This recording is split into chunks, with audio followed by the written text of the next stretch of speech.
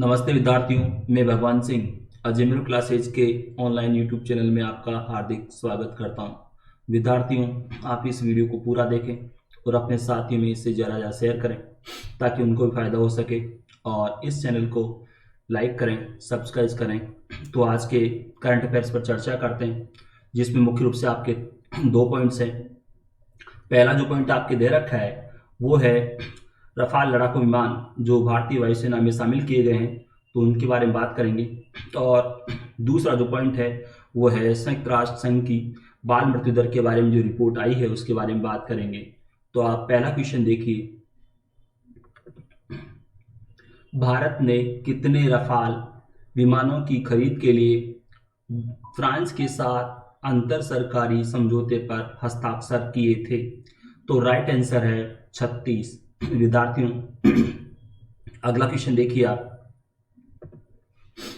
France से खरीदे गए कितने आधुनिक लड़ाकू विमान रफाल को अंबाला एयरफोर्स स्टेशन पर वायुसेना बेड़े में विधिवत रूप से शामिल किया गया है? तो राइट आंसर है 5।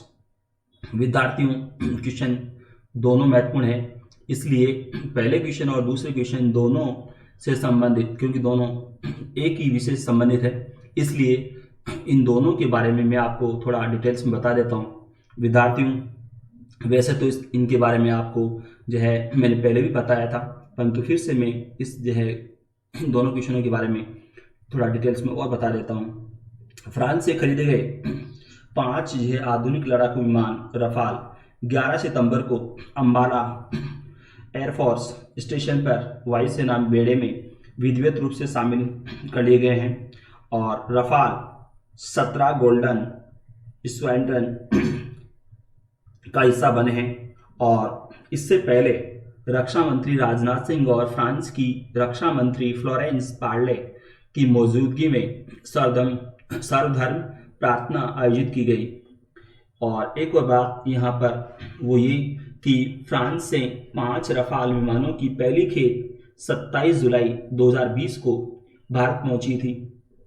इसमें एक और बात मैं आपको बताऊं यहाँ पर कि 4 वर्ष पहले फ्रांस के साथ 36 रफाल लड़ाकू विमानों की खरीद के लिए भारत ने फ्रांस के साथ अंतर सरकारी समझौते पर हस्ताक्षर किए थे और उनकी कुल लागत 52,000 करोड़ रुपया है।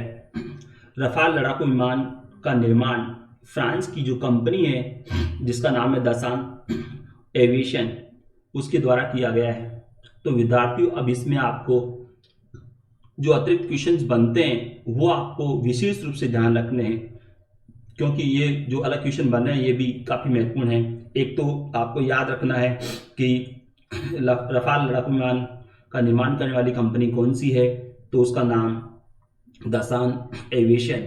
और दूसरा जो क्वेश्चन आपको याद रखना है कि रफाल लड़ाकू विमान की जो खरीद की गई 36 जो है लड़ाकू विमान की जो खरीद की गई है रफाल की, तो कुल लागत कितनी है, यानी कि कितने में ये खरीदे गए हैं?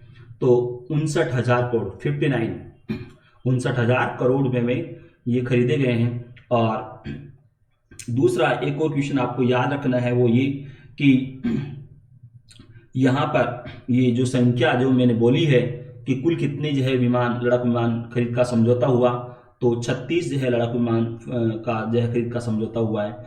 एक और आपको याद रखना है इसमें कि ये रफाल विमानों की, यानी जो 36 जो खरीदने के लिए जो समझौता हुआ, उनमें से 5 जो है जो रफाल विमान के 5 रफाल विमानों की पहली खेप कब पहुंची भारत? 27 जुलाई 2020 को।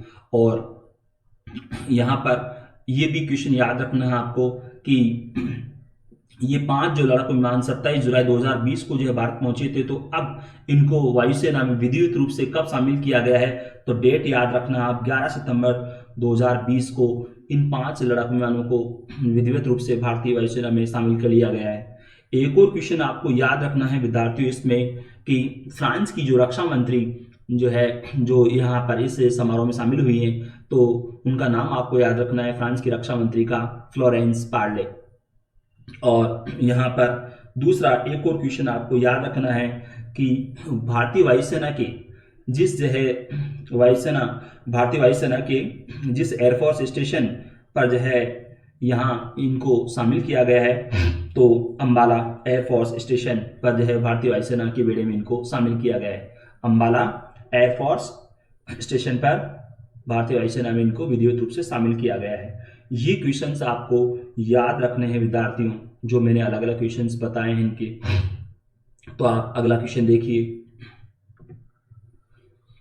हरिवंश किस राजनीतिक दल से संबंधित है जिन्हें राष्ट्रीय जनतांत्रिक गठबंधन ने राज्यसभा के उपसभापति पद के लिए उम्मीदवार बनाया है? तो राइट आंसर है जनता दल एकीकृत। विद्यार्थियों, क्वेश्चन बहुत महत्वपूर्ण है। यहां पर आपकी जो क्वेश्चन में लिखा हुआ है राष्ट्रीय जनतांत्रिक गठबंधन, विद्यार्थियों आपको मालूम होना चाहिए भारतीय राजनीति में दो बड़े गठबंधन हैं। बीजेपी के नेतृत्व में जो गठबंधन बना हुआ है राजनीतिक दलों का, बीजेपी के नेतृत्व में जो गठबंधन बना हुआ है उसका नाम है राष्ट्रीय जनतांत्रिक गठबंधन, जिसको हम शॉर्ट रूप में बोले राजग, और अंग्रेजी में बोले तो एनडीए, नेशनल डेमोक्रेटिक अलायंस। तो यहाँ पर और दूसरा जो गठबंधन बना हुआ है वो कांग्रेस के नेतृत्व में बना हुआ है, जिसका नाम है सप्रेंग, यानी कि संयुक्त प्रगतिशील गठबंधन, जिसका शॉर्ट नाम क्या हुआ सप्रेंग, संयुक्त प्रगतिशील गठबंधन सप्रेंग, जिसको हम अंग्रेजी में बोले यूपीए, यूनाइटेड प्रोग्रेसिव अलायंस। तो विद्यार्थियों आपको ध्यान रखना है, ऐसे छोटे छोटे क्वेश्चन भी आप ध्यान रखिएगा क्योंकि इनके बारे में पूछ लिया जाता है। तो बीजेपी के नेतृत्व में राष्ट्रीय जनतांत्रिक गठबंधन है और कांग्रेस के नेतृत्व में जो बना हुआ है वो संयुक्त प्रगतिशील गठबंधन। तो यहाँ पर राष्ट्रीय जनतांत्रिक गठबंधन में शामिल जो राजनीतिक दल है जनता दल, और वैसे तो और भी राजनीतिक दल जो है जो शामिल हैं, तो उनमें जो है श्रोमणी अकाली दल भी है, लोक जनशक्ति पार्टी है, द्रमुक पार्टी है। तो यहाँ पर इस राष्ट्रीय जनतांत्रिक गठबंधन में शामिल जो पार्टी है जनता दल, उसी के ही सदस्य हैं हरिवंश। और विद्यार्थियों आपको मालूम होना चाहिए, पिछली वीडियो में मैंने इनके बारे में बताया था, हरिवंश जो है पिछली बार राज्यसभा के उपसभापति रह चुके हैं और इनका जो है राज्यसभा के लिए 6 वर्ष का जो कार्यकाल होता है, तो 6 वर्ष का जो है इनका कार्यकाल पूरा हो गया था और उपसभापति का पद भी इनका जो पूरा हो गया था। तो हरिवंश राज्यसभा के सदस्य फिर से जो है चुन लिए गए और अब इनको ही फिर से एनडीए ने उम्मीदवार बनाया है राज्यसभा के उपसभापति पद के लिए। और यहाँ पर तो ये क्वेश्चन आपको ध्यान रखना है विशेष रूप से कि ये जो है एनडीए के उम्मीदवार के तौर पर है ना। तो एनडीए की ही सरकार है वर्तमान में, बीजेपी के नेतृत्व में एनडीए की सरकार है, तो एनडीए के उम्मीदवार के तौर पर है हरिवंश। और जिस पार्टी की जो है ये सदस्य हैं वो जनता दल एकीकृत। और जानते हो बच्चों आप लोग कि बिहार में नीतीश कुमार के नेतृत्व में जो सरकार है वो जनता दल एकीकृत की सरकार है, वहां पर गठबंधन सरकार है, बीजेपी भी उसमें शामिल है। तो यहाँ पर ये क्वेश्चन महत्वपूर्ण है, हरिवंश जनता दल के जो है वो सदस्य हैं और राष्ट्रीय जनतांत्रिक गठबंधन के उम्मीदवार के तौर पर इनको राज्यसभा के उपसभापति पद के लिए बनाया गया है उम्मीदवार। तो ये क्वेश्चन आपको याद रखना है। अगला क्वेश्चन देखिए आप, जम्मू कश्मीर के उपराज्यपाल, विद्यार्थी थोड़ा प्रिंट मिस्टेक है, उपराज्यपाल शब्द है, जम्मू कश्मीर के उपराज्यपाल कौन है? तो राइट आंसर है मनोज सिन्हा।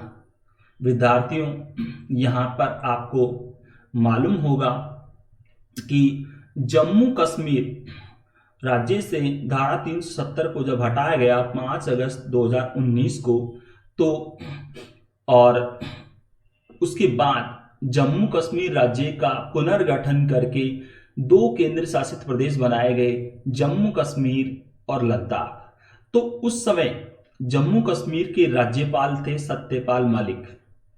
और अब क्योंकि जम्मू कश्मीर को जो है केंद्र शासित प्रदेश बना दिया गया, मैंने अभी आपको बताया कि जम्मू कश्मीर राज्य का पुनर्गठन करके 2 केंद्र शासित प्रदेश बनाए गए, जम्मू कश्मीर और लद्दाख।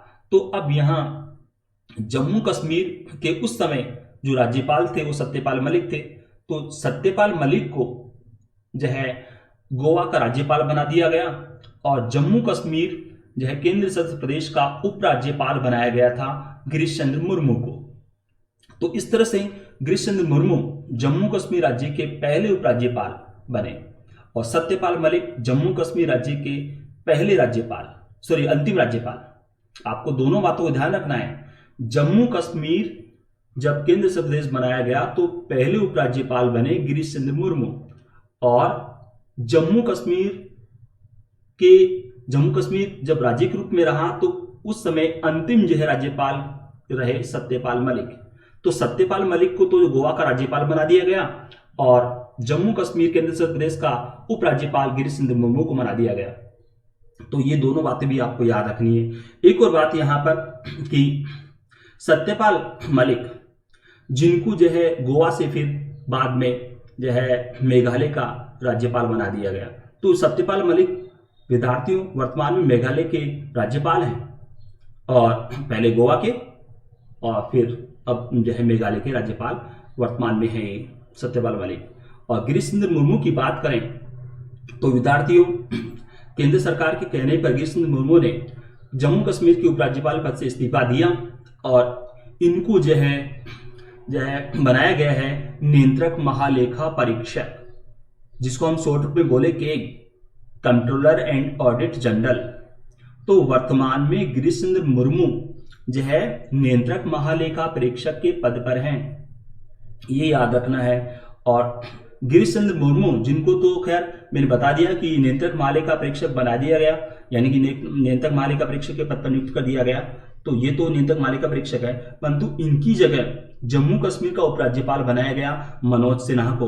तो मनोज सिन्हा वर्तमान में जम्मू कश्मीर के उपराज्यपाल हैं।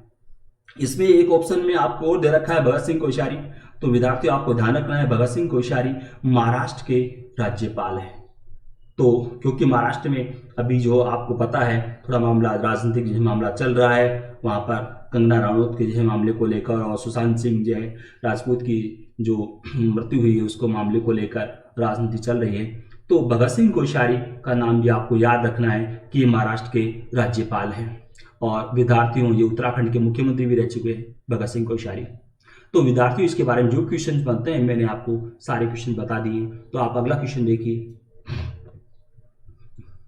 भारतीय उद्योग परिसंघ और आतिथ्य परामर्श कंपनी होटेल लिवाटे की रिपोर्ट के अनुसार कोरोना संकट से पर्यटन और यात्रा क्षेत्र को कितना नुकसान होने का अनुमान व्यक्त किया गया है। तो राइट आंसर है 5 लाख करोड़ रुपया। विद्यार्थियों यहाँ पर भारतीय उद्योग परिसंघ के आगे जो आप पे लिखा हुआ है आतिथ्य परामर्श कंपनी, जिसका नाम आपको याद रखना है होटेल लिवाटे। तो इन दोनों की जो है संयुक्त रूप से जो रिपोर्ट आई है उसके हिसाब से 5 लाख रुपए का नुकसान होने का अनुमान व्यक्त किया गया है। तो आप अगला क्वेश्चन देखिए। अमेरिका की निजी क्षेत्र की equity firm silver lake partners ने रिलायंस इंडस्ट्रीज लिमिटेड की खुदरा कारोबार इकाई जिसका नाम है रिलायंस रिटेल, तो रिलायंस रिटेल में कितने प्रतिशत की हिस्सेदारी खरीदी है। तो राइट आंसर है 1.75%। तो आपको विद्यार्थी इसमें ध्यान रखना है कि ये सिल्वर लेक पार्टनर्स ये कहाँ की कंपनी है, तो अमेरिका की है। और एक ये भी आपको याद रखना है कि रिलायंस इंडस्ट्री लिमिटेड की ही एक जो है इकाई के रूप में है रिलायंस रिटेल। तो इस रिलायंस रिटेल की हिस्सेदारी कितनी खरीदी है, तो 1.75%। परंतु ये भी आपको याद रखना है कि कितने में खरीदी है, तो 7,500 करोड़ रुपए में ये हिस्सेदारी खरीदी गई है। 7,500 करोड़ रुपया में ये हिस्सेदारी खरीदी गई है। तो आप अगला क्वेश्चन देखिए।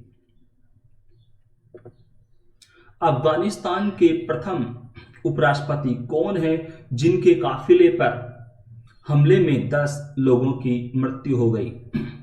विद्यार्थियों राइट आंसर है अमरुल्ला सालेह।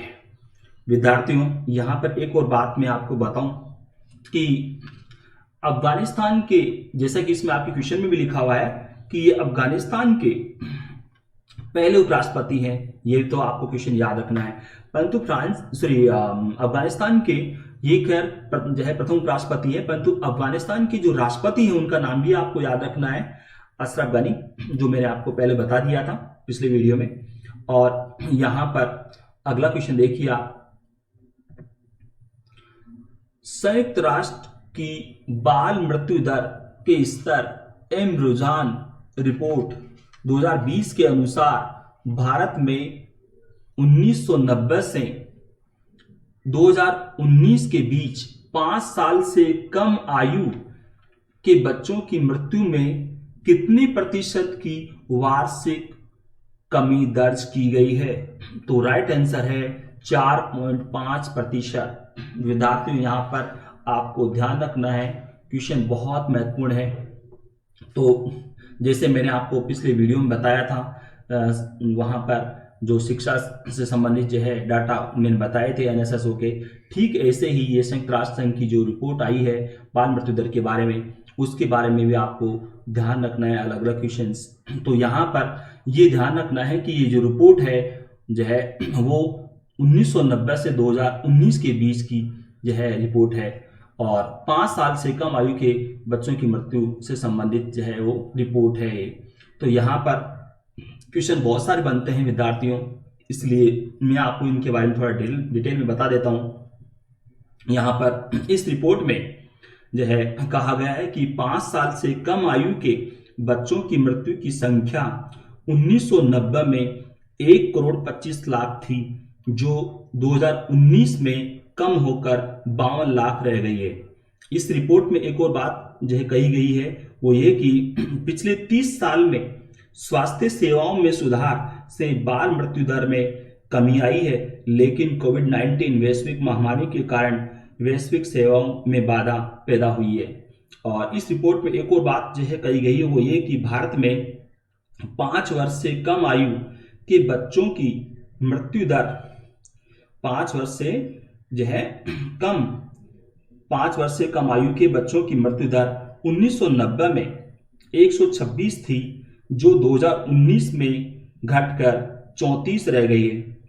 इसमें रिपोर्ट में एक और जो कहा गया है वो ये कि देश में 1990 से 2019 के बीच, देश में 1990 से 2019 के बीच 5 साल से कम आयु के बच्चों की मृत्यु में 4.5% की वार्षिक कमी दर्ज की गई है। ये क्वेश्चन जो आपको मैं दिया है ये क्वेश्चन है। इसके अलावा एक जो है इसमें और जो कहा गया है इस रिपोर्ट में वो ये कि भारत में 5 साल से कम आयु के बच्चों की मृत्यु की संख्या 1990 में 34 लाख थी, जो कि 2019 में घटकर 8,24,000 रह गई है। और इस रिपोर्ट के में एक और जो कहा गया है वो ये कि भारत में शिशु मृत्यु दर 1990 में 89 थी, जो कि 2019 में घटकर 28 रह गई है। तो विद्यार्थियों यहाँ पर क्वेश्चन अलग अलग बन रहे हैं, तो इनको आपको याद रखना है। मैं रिपीट कर देता हूँ आपकी सुविधा के लिए। तो यहाँ पर एक तो ये याद रखना है कि 5 वर्ष से कम आयु के बच्चों की मृत्यु की संख्या 1990 में कितनी थी? 1 करोड़ 25 लाख, जो कि 2019 में कितनी रह गई है? घटकर 52 लाख। 1990 में 1 करोड़ 25 लाख और अब घटकर रह गई 2019 में 52 लाख। दूसरा इसमें आपको ये भी याद रखना है कि भारत में 5 वर्ष से कम आयु के बच्चों की मृत्यु दर 1990 में कितनी थी? 126, जो कि घटकर 2019 में कितनी रह गई है? 34। इसमें एक और याद रखना है जो मैंने आपको बताया, 1990 से 2019 के बीच 5 साल से कम आयु के बच्चों की मृत्यु में कितने जो है प्रतिशत की वार्षिक जो है कमी दर्ज की गई है? तो 4.5%। और दूसरा ये भी आपको याद रखना है कि 1990 में जो 5 साल से कम आयु के बच्चों की मृत्यु की संख्या कितनी थी? तो 34 लाख। 2019 में कितनी रह गई है? 8,24,000। और शिशु मृत्यु दर का जो क्वेश्चन भी आपको याद रखना है कि 1990 में शिशु मृत्यु दर 89 थी, जो कि 2019 में 28 रह गई है। तो विद्यार्थियों अगला क्वेश्चन देखिए आप, झूलन गोस्वामी किस खेल से संबंधित है? क्रिकेट। तो आप अगला क्वेश्चन देखिए, किस की अध्यक्षता में मॉरेटोरियम को बढ़ाने, मॉरेटोरियम की अवधि के दौरान ब्याज, ब्याज पर ब्याज और अन्य संबंधित मुद्दों, विद्यार्थियों यहाँ पर थोड़ा प्रिंट मिस्टेक है तो इसको आप सही पढ़िएगा, अन्य संबंधित मुद्दों पर सुझाव देने के लिए उच्चतम स्तर पर विशेषज्ञ समिति का गठन किया गया है। तो राइट आंसर है राजीव महर्षि। विद्यार्थियों आपको मालूम होना चाहिए कि ये जो मामला सुप्रीम कोर्ट में गया था, क्योंकि आपको मालूम है कि आरबीआई ने जो है सरकार के कहने पर ये जो है लोन को जो चुकाने की जो किस्तें हैं उनको जो है 6 महीने के लिए आगे बढ़ा दिया था। और क्योंकि मॉरेटोरियम जो शब्द है तो यहाँ पर इसके बारे में बता दूं कि अगर जो है लोन को जो है लोगों को जो सार्वजनिक बैंकों के द्वारा जो लोन दिया जाता है तो लोन को कानून के द्वारा जो है लोन की जो भुगतान की अवधि को बढ़ा दिया जाता है। लोन को जो है कानून के द्वारा जो है उसके लोन की जो है भुगतान की अवधि को, लोन के भुगतान की अवधि को कानून के द्वारा आगे बढ़ा दिया जाता है तो उसको बोलते हैं मॉरेटोरियम। तो आपको पता है कोविड-19 की वजह से जो है लोन के भुगतान की अवधि को जो है बढ़ा दिया गया था 6 महीने के लिए। तो यहाँ पर परंतु आपको ये भी मालूम है कि अवधि को तो आगे बढ़ा दिया गया 6 महीने के लिए, परंतु वो जो है उस पर जो ब्याज की वसूली हो रही है। तो इसीलिए मामला सुप्रीम कोर्ट में गया, जो है लोगों की शिकायत पर कि जो है ब्याज लिया जा रहा है, फिर वो ब्याज जो है उस पर ब्याज पर फिर ब्याज लिया जा रहा है। तो इसीलिए जो है अब इस मुद्दे को सुलझाने के लिए जो है उच्चतम स्तर पर विशेषज्ञ समिति का गठन किया गया है। तो वो है जिसकी अध्यक्षता में समिति बनी है वो है राजीव महर्षि। तो सुप्रीम कोर्ट को जो है सरकार ने बताया कि हमने ये समिति गठित की है इस मुद्दे को सुलझाने के लिए। तो राजीव महर्षि की अध्यक्षता में समिति बनी है। क्वेश्चन बहुत महत्वपूर्ण है और विद्यार्थियों यहाँ पर जो अन्य ऑप्शंस भी दे रखे हैं तो इनके बारे में आपको ध्यान रखना है। वैसे राजीव महर्षि की अगर बात करें तो विद्यार्थियों आपको मालूम होना चाहिए ये नियंत्रक महालेखा परीक्षक के पद पर रह चुके हैं। और राजीव महर्षि जो है से जस्ट पहले विनोद राय थे, नियंत्रक महालेखा परीक्षक के पद पर विनोद राय थे। और वर्तमान में नियंत्रक महालेखा परीक्षक के पद पर जिन जो हैं उनके बारे में मैंने बताया था अभी थोड़ी देर पहले, गिरीश चंद्र मुर्मू वो हैं वर्तमान नियंत्रक महालेखा परीक्षक। तो यहाँ पर ये राजीव महर्षि ये तो नियंत्रक महालेखा परीक्षक के पद पर और विनोद राय ये भी नियंत्रक महालेखा परीक्षक के पद पर रह चुके हैं। और ये दो जो ऑप्शन आपके दे रखे हैं वाई बी रेड्डी और विजय केलकर, तो विद्यार्थियों आपको ध्यान रखना है ये दोनों ही जो है वो वित्त आयोग के अध्यक्ष रह चुके हैं। तो आपको ये वीडियो कैसा लगा इसे लाइक करें, सब्सक्राइब करें। धन्यवाद।